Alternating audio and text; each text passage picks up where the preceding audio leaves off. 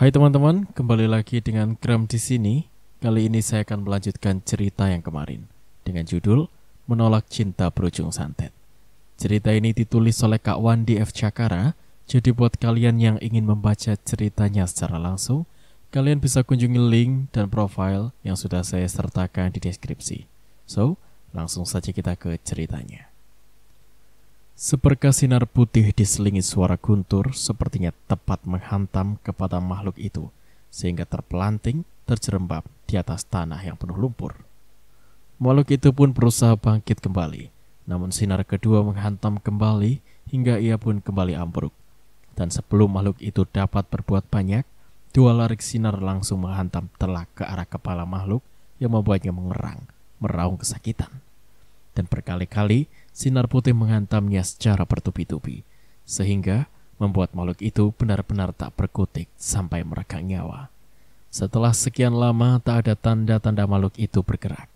Mataku melihat dua sosok yang sudah tak asing lagi bagiku. Benar, Kak Hussein dan Datuk Muka Pucat melangkah perlahan mendekatiku. "Syukurlah kamu selamat, istriku." Kak Hussein menyebutku istri. Dan tanpa menunggu waktu lama, Kak Hussein melemaskan tubuhku. Selanjutnya, ia memondongku, kemudian segera meninggalkan tempat itu. Sesampainya di rumah, aku melihat banyak tetanggaku yang memenuhi rumah. Bahkan beberapa orang mulai terlihat seperti menyimpan duka yang dalam. Ada apa sebenarnya? Apa yang telah terjadi di rumahku? Atau jangan-jangan papa mulai kambuh lagi penyakitnya? Yang lebih anehnya lagi, di antara mereka tak satu orang pun yang dapat melihat atau mendengar salam dari kami.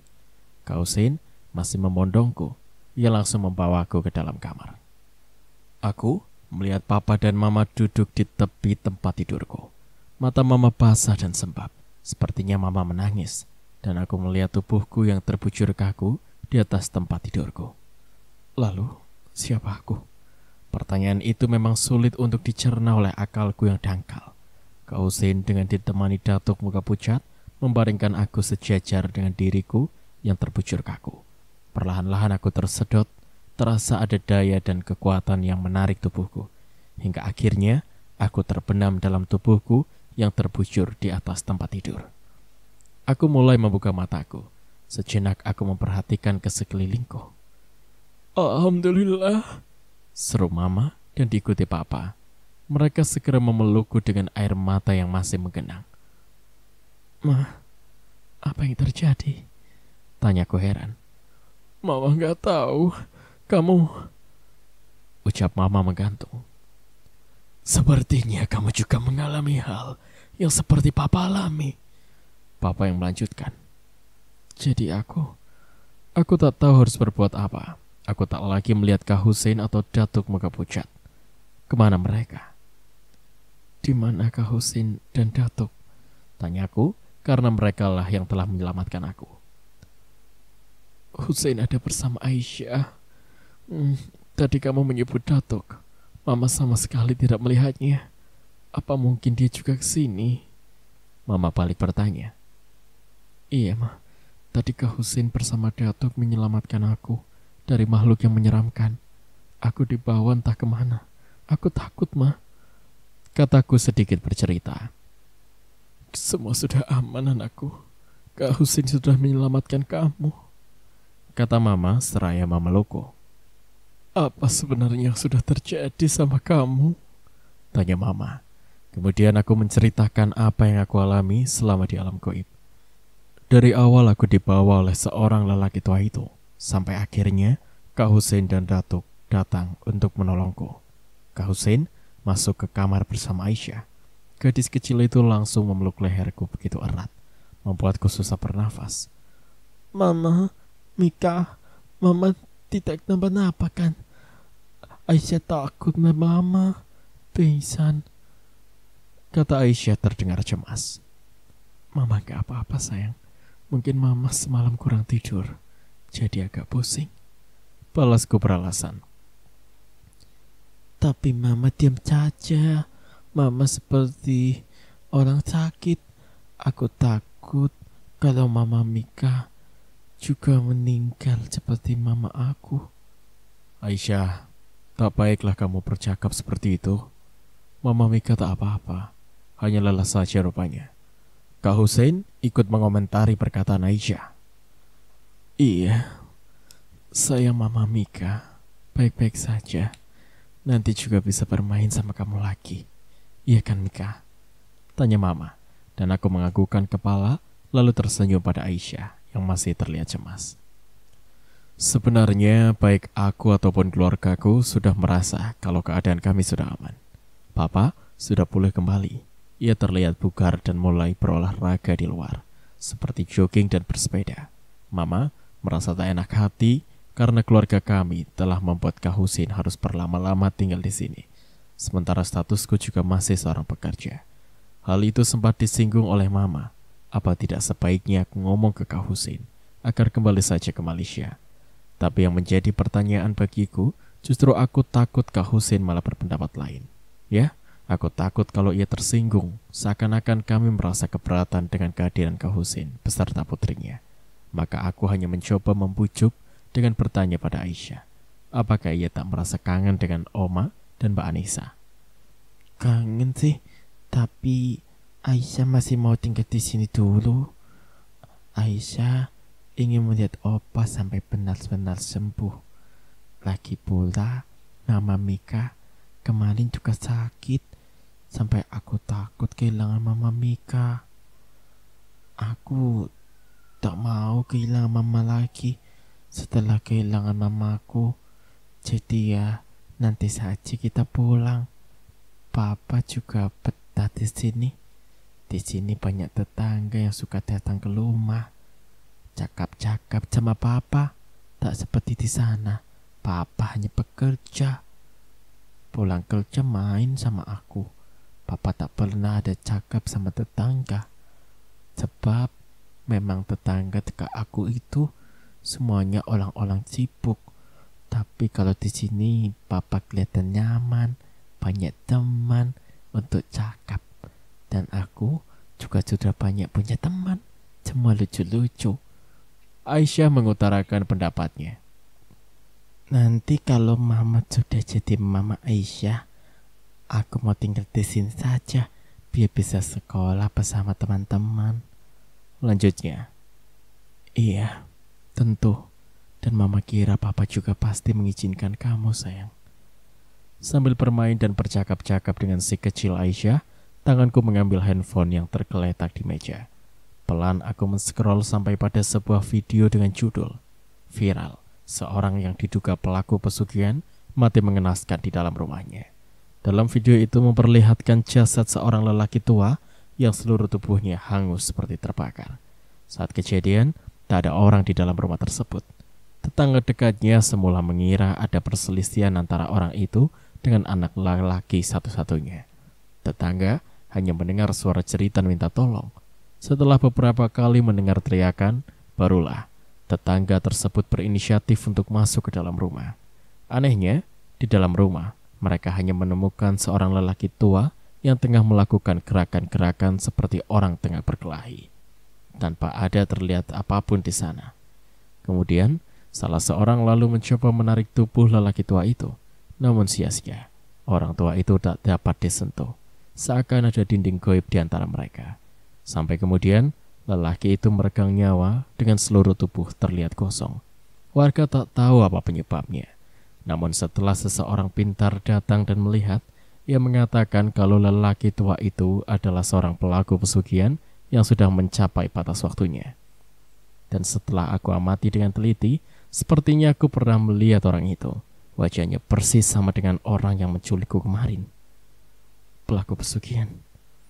Aku tiba-tiba merasa kalau dia adalah... Dan pada akhir video ada suara yang berteriak memanggil ayah. Seorang pemuda terlihat langsung mendekati lelaki yang telah terbujur kaku dengan tubuhnya yang kosong. Pemuda tadi tak berani memeluk lelaki yang disebutnya dengan ayah. Pemuda tadi sempat memandang ke arah orang yang telah membuat video. Seketika aku merasa tegang, karena wajah pemuda tadi sudah cukup familiar untukku. Teguh. Suaraku seperti tersekat di tenggorokan. Benar, pemuda itu adalah Teguh. Jadi lelaki tua itu adalah ayahnya Teguh, yang selama ini selalu meneror keluargaku. terutama papa. Aku melihat ekspresi wajahnya seperti marah. Marah seperti menyimpan sesuatu. Mungkinkah Teguh masih menaruh dendam pada keluargaku? Apalagi sekarang ayahnya yang telah menjadi korban dari perbuatannya sendiri. Singkat cerita, rencana untuk kembali ke Malaysia sudah kami rembuk bersama. Aisyah, meski dengan mulutnya yang berungsut-ungsut, mau juga untuk dibujuk. Namun sebelum Kak Husin melakukan pemesanan tiket, aku mendapat chat dari nomor yang tak aku kenal. Isinya sebuah ancaman yang tentu saja membuatku berpikir 2 kali untuk meninggalkan keluargaku. Kamu sudah menghancurkan hidup aku, dan sekarang aku akan membuat perhitungan denganmu untuk menghancurkan hidup kamu. Namun walaupun itu nomor yang tak aku kenal, instingku mengatakan kalau ia adalah orang yang sama, orang yang telah membuat teror di dalam keluargaku. Siapa kamu? Dan apa maksud kamu? Balasku singkat. Siapa aku itu tidak penting. Yang pasti, aku tak terima bila kamu menjadi milik orang lain. Maka, jika aku tak bisa memiliki kamu, jangan harap ada seorang pun yang bisa memiliki kamu. Maksud kamu? Jawabku. Hanya maut yang bisa memisahkan kita. Jawabnya. Gila. Dan ia tak lagi membalas chat dariku. Aku mulai gelisah. Dan mungkin saja Teguh akan nekat melakukan ancamannya. Maka untuk mencegah sesuatu yang membuat Kak Husin berkibaran lebih banyak, maksudku seandainya ia sudah memesan tiket pesawat, itu kan percuma. Maka ada baiknya hal ini aku bicarakan dulu kepadanya. Jika begitu, sebaiknya perjalanan kita tunda dulu. Saya ingin apabila ke Malaysia kita sudah bisa bernafas lega. Tak ada lagi masalah yang mengancam keselamatan keluarga kita. Begitu tanggapan Kak Husin. Dia juga bilang kalau menganggap keluargaku sebagai keluarganya. Iya Kak, aku minta maaf kalau selama ini merepotkan dan menjadi beban bagi kakak. Mika, tak baiklah kau cakap seperti itu. Bukannya saya ini calon imam untuk kamu, yang berarti harus mampu melindungi kamu dan semua yang bersangkutan dengan keluarga. Kita, dan atas nama cinta, saya berjanji akan mempertahankan kamu, mempertaruhkan segenap jiwa raga saya demi untuk hidup bersama dalam suasana yang tenang dan nyaman. Sungguh janji seorang lelaki yang memang didambakan oleh semua orang wanita. Aisyah menghampiri kami dan duduk di atas pangkuanku. Ma, Pa, kapan kita kembali? Tanyanya. Mungkin kita tunda lagi. Mama masih ada sedikit masalah yang belum terselesaikan. Nanti jika semua sudah beres, kita bisa pulang dan tenang tanpa ada gangguan lagi. Kamu yang sabar ya. Mama tahu kalau Aisyah sudah kangen sama Oma, sama Mbak Anissa, sama Pak Aken, ya kan?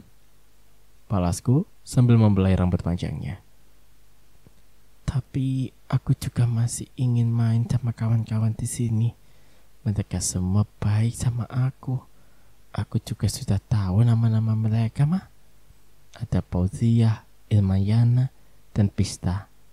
Tapi aku kurang suka sama yang temanku laki-laki. Dia sering mengejekku, bilang lembutku kelipo. Mama tahu apa itu kelipo? Tanyanya dengan sikap kepolosannya. Siapa yang bilang keribo? Itu berarti dia gak ngerti. Keribo itu seperti sapu ujuk. Kamu tahu sapu yang bawahnya seperti rambut hitam? Tidak.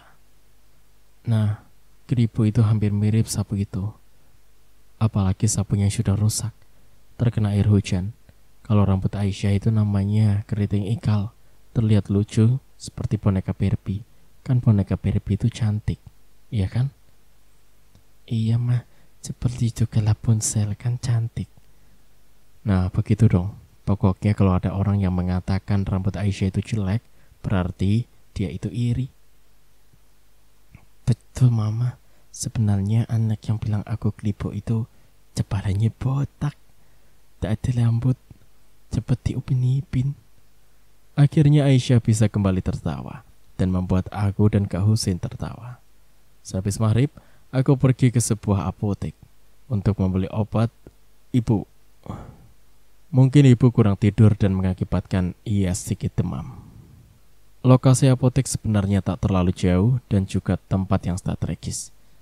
Keluar dari apotek, aku berniat mampir ke stand KFC Namun belum sempat aku sampai, tiba-tiba sebuah sedan hitam berhenti tepat di sampingku. Aku terkejut dan segera lebih berjalan menepi. Dari dalam keluar dua orang pria yang wajahnya tertutup mirip ninja di film-film laga Jepang. Seseorang dari mereka langsung menyergapku, dan yang seorang lagi membekam mulutku dengan kain basah. Aku berontak dan berusaha teriak untuk minta tolong.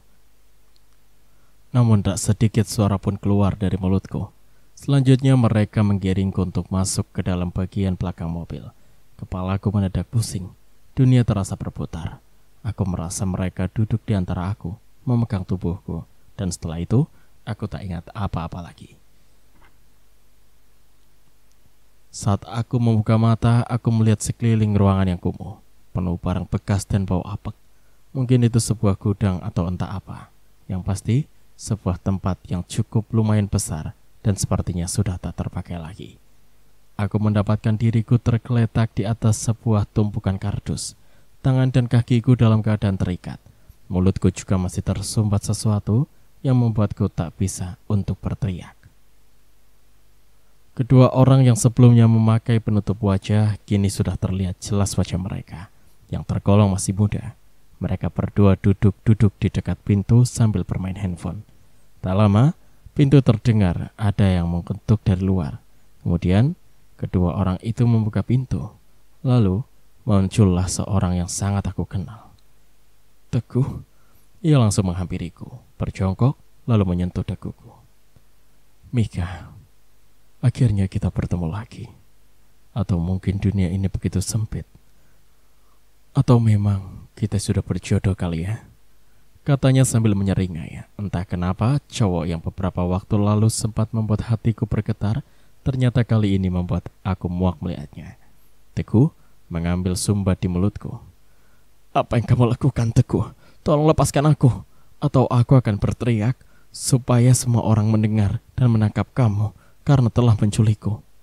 Teriakanku hampir histeris. Teriaklah. Minta tolonglah, itu percuma saja Mika. Karena tempat ini jauh dari kehidupan orang banyak. Lagi pula aku bukan menculik kamu. Aku akan membuat kamu menikmati hidup yang sesungguhnya. Kamu akan aku jadikan ratu dan kerajaan kecilku. Jangan mimpi kamu. Aku sudah memiliki seorang calon suami yang baik, yang punya tata krama adat dan bermartabat, yang memperlakukan aku dengan baik, tidak seperti kamu. Licik dengan cara menculik. Terserah apa kamu bilang, yang pasti kamu tak akan pernah keluar dari tempat ini sebelum menerima aku sebagai suami kamu. Jangan mimpi kamu. Siapa yang sudah menikah dengan anak-anak manja, anak yang hanya bisa membanggakan harta dan kekayaan orang tuanya? Itu sama saja, hanya mengharap warisan tanpa pernah mau bersusah payah untuk bekerja sendiri. Kamu memang benar. Semua harta itu sudah jatuh ke dalam tanganku karena orang tuaku sudah mati, dan aku akan membawa kamu untuk hidup bersama, menikmati harta yang tak akan pernah ada habisnya. Tangan Teguh mulai berani kurang ajar. Jari-jarinya mulai merambah masuk ke balik pakaianku. Jangan kurang ajar. Aku tak sudi dijamah oleh orang sepertimu. Oh iya, kamu tadi bilang kalau orang tua kamu sudah mati. Kenapa? Apa sengaja kamu yang membunuhnya? Supaya bisa dengan cepat menguasai hartanya. Aku sengaja memancingnya agar ia lebih terbuka. Aku tak membunuhnya. Walau bagaimanapun ia adalah orang tuaku. Tapi perbuatannya lah yang telah membunuh dirinya sendiri. Asal kamu tahu, aku memang menginginkan kematian ayahmu sejak lama. Karena aku benci karena ia telah mengembalikan uang yang telah aku berikan. Aku sakit hati.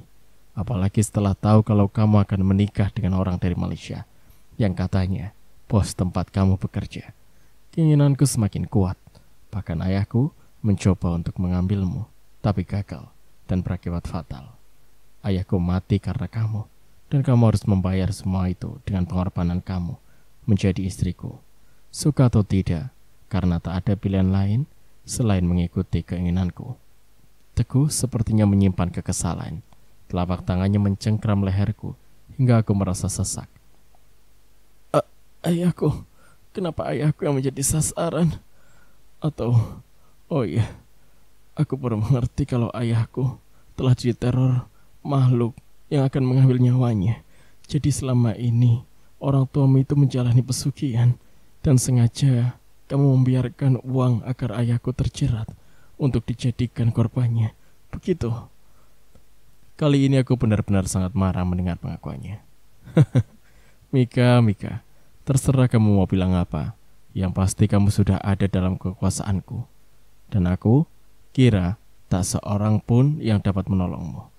Jadi serahkan saja diri kamu, agar aku tidak akan menyakiti kamu. Setelah itu, kedua orang anak buahku akan bergantian menikmati tubuh mulus kamu, sampai akhirnya tidak akan ada lagi cerita tentang kamu di hatiku. Aku akan membuang jasadmu menjadi santapan binatang buas di hutan sana. Hutan? Ini hutan? Jadi sekarang aku berada di hutan. Ya Allah, tolonglah hamba-Mu ini. Aku tiba-tiba merasa putus asa. Mungkin benar apa yang dikatakan Teguh. Kalau sekarang aku berada di tengah hutan, dan tentu saja tak akan ada yang mendengar teriakanku. Tapi aku percaya kalau Allah akan selalu mendengar doa dari orang yang tengah teraniaya. Aku memejamkan mataku, berpura-pura merasa mengantuk, dan itu berhasil. Teguh melepaskan tangannya dari bagian tubuhku yang paling sensitif. Mungkin ia masih menyimpan sebuah perasaan kasih terhadapku. Mungkin sedikit kubuka, kulihat Teguh melangkah mendekati kedua temannya. Sementara itu, aku berdoa dengan penuh keyakinan, berpasrah pada Yang Maha Segalanya. Aku tersentak kaget demi mendengar suara auman harimau, begitu dekat. Namun saat aku membuka mataku, aku tak melihat makhluk mengerikan itu. Ternyata bukan aku saja yang mendengarnya. Ketika orang yang menculikku beringsut, mereka merapatkan tubuh satu sama lain. Rauman harimau terdengar lagi, namun ada suara yang terdengar begitu halus di telingaku. Mika, cucuku, aku datang bersama Husein untuk menolong kamu. Berpura-pura kamu takut, agar mereka tak mengetahui siapa aku. Pesan suara aneh itu aku yakini suara Datuk muka pucat. Alhamdulillah. Ternyata Allah menabulkan doaku dan mengirim Datuk bersama Husein. Baru setelah itu aku melihat penampakan Datuk dalam wujud seekor harimau yang cukup besar. Harimau dengan warna kulit berbulu putih. Pantaslah Datuk dijual sebagai Datuk muka pucat. Harimau itu mendekati ketika orang yang sudah gemetaran tersebut. Sementara Kak Husein dengan samar-samar membuka ikatan tali di kaki dan tanganku. Dan pada rauman hingga sang Datuk mendekati ketiga orang tadi, pintu berhasil mereka buka. Dan dengan cepat, meja mengambil langkah. Namun ia tetap mendampingiku, langkahku untuk meninggalkan tempat itu. Malam semakin pekat. Aku mendengar sebuah jeritan panjang yang menyayat hati. Suara itu berasal dari arah depan, di mana nampak Datuk berdiri di tepi jurang yang ternyata cukup terjal. Karena keadaan sangat gelap, aku tak bisa melihat apa-apa. Semua nampak hitam. Namun, Datuk mengatakan kalau kedua orang tadi terperosok saat berlari ketakutan. Mungkin mereka telah mati. Begitu ujar Datuk. Entah dengan cara bagaimana Datuk yang masih berwujud seekor harimau putih segera menyambar tubuhku. Kemudian ditaruhnya aku di atas punggungnya. Dan dalam sekejap saja, aku sudah merasa terbang, melayang menembus kegelapan malam. Sungguh aneh dan tak bisa diterima dengan akal sehat. Hanya membutuhkan waktu beberapa menit saja kami sudah sampai di dekat rumah. Sang Datuk menurunkan aku di tempat yang agak terlindung dari cahaya, sehingga tak seorang pun melihat keberadaanku. Setelah itu, Datuk kembali merubah wujudnya dalam bentuk bayang-bayang saja. Sementara Kak Husein tetap mengiringi langkahku sampai rumah. Tapi aneh, aku tak melihat ada seorang pun di teras rumahku. Atau jangan-jangan mereka belum tahu kalau aku telah diculik. Mika, seru Mama menyambut kedatanganku. Mama langsung memelukku dan menciumi aku. Dari mana saja kamu, Nak? Lanjutnya, aku hanya termangu, belum bisa mengatakan apa yang telah terjadi. Barulah setelah Kak Husein keluar bersama Datuk, aku menjadi lebih tenang. Ternyata Datuk memang datang bersama wujud aslinya. Kemudian, Barulah ia menceritakan kejadian yang baru saja menimpaku. Jadi anak itu betul-betul sudah nekat, ingin keluarga kita mati. Untunglah Husin cepat tangkap saat menunggu kamu tak juga pulang. Husin punya firasat buruk, lalu meminta Datuk untuk membantu mencari kamu. Iya mah, Kak Husin sudah terlalu pada baik oleh kita. Selalu menolong kita setiap mendapat musibah. Aku juga tak habis pikir, kenapa Teguh sampai punya pikiran dengan cara menculik aku. Lalu, bagaimana kabar anak itu sekarang? Sebaiknya kita laporkan saja ke polisi, biar dia dihukum. Polisi tidak akan menerima laporan kita selagi belum 1 kali 24 jam. Lagi pula itu tidak perlu mah. Nanti justru aku yang terlibat atas hilangnya 2 orang anak buah Teguh yang jatuh ke jurang sana. Iya mah, sebaiknya kita selesaikan masalah ini dengan cara halus, agar kita juga tak terlibat dalam jalur hukum. Kalaupun mereka binasa di bawah jurang, itu akibat ulah mereka sendiri. Kata Kak Husin ikut memberikan pendapat. Husin benar. Andai kata mereka mati, itulah kuasa alam.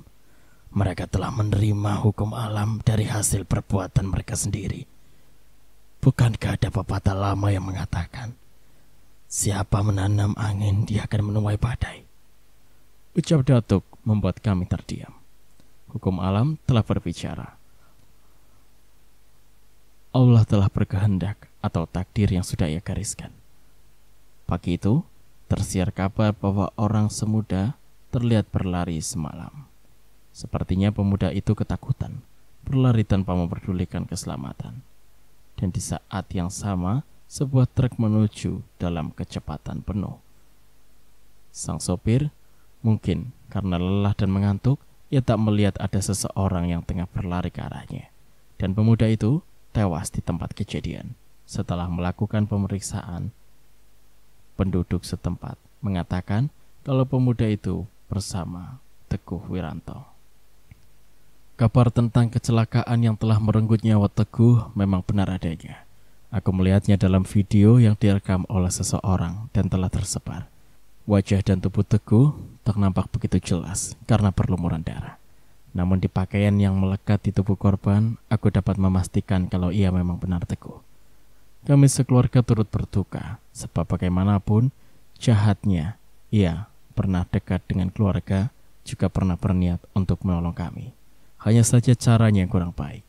Akhirnya, di atas keinginan Datuk muka pucat, maka kami mulai membicarakannya. Rencana pernikahan kami agar tak terlalu lama menggantung karena masalah ini. Sebaiknya kita harus segera menentukan dan secepatnya. Tak baiklah jika harus ditunda-tunda terus-menerus. Lagi pula semua akar permasalahan sudah selesai. Tak akan ada lagi yang akan menjadi penghalang untuk kalian berdua. Ucapan Datuk membuat kami saling pandang seakan saling meminta pendapat. Kalau saya selaku orang tua tentu saja sangat berharap untuk melihat anak saya bahagia. Dan saya juga suami saya menyerahkan semua keputusan kepada Mika, karena dialah yang akan menjalani kehidupannya. Kami hanya mendoakan yang terbaik untuknya. Balas Mama sambil memangku si kecil Aisyah yang sudah begitu lengket dengannya. Baiklah, kalau menurut saya lebih cepat itu lebih baik. Maka besok saya akan mengajak Mika untuk kembali ke Malaysia. Kita akan meminta restu pada Mama. Setelah itu, kami akan membuat rencana kapan harusnya pernikahan itu segera terlaksana. Dengan begitu, semua akan menjadi jelas. Dan saya rasa memang pernikahan ini tak bisa kita tunda lagi. Ucapan Kak Husin mengakhiri obrolan kami malam itu.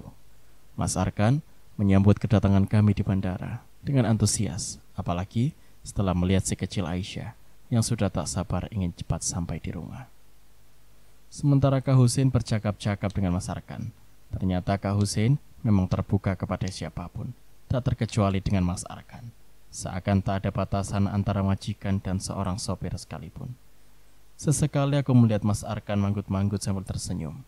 Nampaknya Aisyah benar-benar kelelahan. Maka begitu masuk rumah, ia langsung masuk kamarnya. Dan mau tak mau, Aku juga menyusulnya untuk menemaninya, sekaligus melepaskan kepenatan dari pikiranku yang dipenuhi kecemasan. Waktu bergulir tanpa terasa. Pernikahanku yang sebentar lagi akan digelar. Suasana di halaman rumahku sudah disulap sedemikian indahnya. Dari ujung jalan sebelah barat hingga timur sudah nampak berwarna merah muda dengan berbalut tenda-tenda. Sementara pada bagian atas tenda tergantung hiasan-hiasan dari kain warna-warni yang terpadu. Mama merencanakan mengundang seluruh teman kenalan dan semua family yang mungkin ratusan orang. Semula warga menginginkan untuk diadakan hiburan musik, namun Mama memandang Kak Husin sebagai orang alim yang tak suka dengan hingar-bingar. Maka sebagai gantinya, Mama minta agar ada penampilan grup Marawi saja, mungkin lebih agamis. Menjelang sore para undangan sudah berdatangan. Aku merasa gerah karena gaun pengantin yang aku pakai menggunakan nada Jawa. Memang tubuhku nampak semakin langsing karena harus memakai gemben yang melilit bagian perutku hingga merasa begah. Sementara Kak Husin nampak berwibawa dengan pakaian senda dan belangkon menutupi kepalanya. Berbagai pujian dan sanjungan mereka elu-elukan karena menurut mereka kami pasangan yang sangat serasi, cantik dan tampan. Semakin menuju malam, suasana pun semakin sunyi. Para pembantu yang sejak tadi pagi sibuk kini sudah meninggalkan tempat. Yang tersisa hanya beberapa orang family dari keluargaku, masih sibuk membenahi bekas-bekas pesta. Dan entah apa yang terjadi, tiba-tiba angin bertiup kencang hingga membuat beberapa ornamen tenda terlepas dan terhempas terbawa angin. Untung di luar sana sudah tak seramai tadi, jadi kami tak terlalu khawatir. Kami hanya berkumpul di dalam rumah. Tiba-tiba dikejutkan oleh kemunculan sosok-sosok yang terlihat kaku. Pakaian mereka koyak dan tubuh mereka penuh dengan luka. Bahkan masih ada darah segar yang terdapat pada wajah dan tubuh mereka. Ketika sosok pemuda itu juga mengeluarkan bau busuk, bau bangkai, mereka mulai masuk dan mendekati kami. Setelah aku perhatikan, salah satu dari mereka adalah sosok Teguh. Ia langsung mendekati aku. Namun aneh, mereka tak ada yang bicara sedikit pun. Sepertinya mereka ingin balas dendam, kata Kak Husin menyadarkan kami dari ketakutan. Datuk muka pucat memang terbilang orang yang tidak sabaran. Maka dengan sekali hentak saja ketika makhluk itu terpental seketika. Tapi mereka bukanlah manusia. Mereka tak mempunyai rasa sakit atau takut sedikit pun. Ketikanya kembali bangkit dan kembali mendekat. Mirip dengan zombie. Mereka terlihat tegak kaku seperti robot yang terkendalikan. Datuk benar-benar sudah mulai hilang kesabarannya. Kemudian ia berdiri dan memancing mereka untuk keluar dari rumah. Pancingan Datuk berhasil. Datuk sengaja mencari tempat yang agak menjauh dari rumah. Setelah itu kami melihat Datuk mengembangkan kedua tangannya yang seketika itu pula mengeluarkan cahaya putih yang menyilaukan mata. Terlihat sangat jelas sinar putih yang keluar dari telapak tangan Datuk menghantam ketika sosok bangkai hidup itu. Ketika makhluk itu langsung ambruk mencium tanah, dan sesaat kemudian wujud ketiganya musnah begitu saja, entah kemana. Semuanya sudah berakhir. Keluarga Teguh kini sudah tak tersisa lagi. Ayahnya telah lebih dulu mati saat bertarung melawan Kak Husin, dan Teguh sendiri harus meregang nyawa saat sebuah truk menghantamnya. Namun, yang tak habis pikir, mengapa arwah-arwah mereka masih bergentayangan, masih penasaran untuk tetap dapat menghabisi keluargaku. Untunglah, aku memiliki seorang suami dan Datuk yang sudah cukup makan asam garam dalam dunia gaib, sehingga aku tak lagi merasa takut atau cemas bila suatu saat nanti masih ada tangan-tangan jahil yang ingin merusak rumah tanggaku. Memang takdir tak bisa dipungkiri. Seberat apapun cobaan yang ada ternyata bisa kami atasi. Dan siapa sangka kalau aku yang semula hanyalah seorang pelayan bisa menjadi seorang majikan. Inilah kuasa dari Sang Pencipta, Zat yang maha dapat merubah segalanya. Dalam waktu yang sesaat saja, semoga pernikahanku akan langgeng sampai maut memisahkan kami. Cerita pun berakhir. Bagaimana pendapat kalian tentang cerita kali ini? Jangan lupa tuliskan pendapat kalian tentang cerita kali ini di kolom komentar. Sebelumnya saya ucapkan banyak terima kasih kepada Kak Wandi yang sudah mengizinkan saya untuk membacakan ceritanya. Dan tak lupa saya ucapkan banyak-banyak terima kasih untuk kalian yang sudah selalu support channel ini. Nantikan cerita-cerita yang akan datang. Sekian, saya Gram. Terima kasih.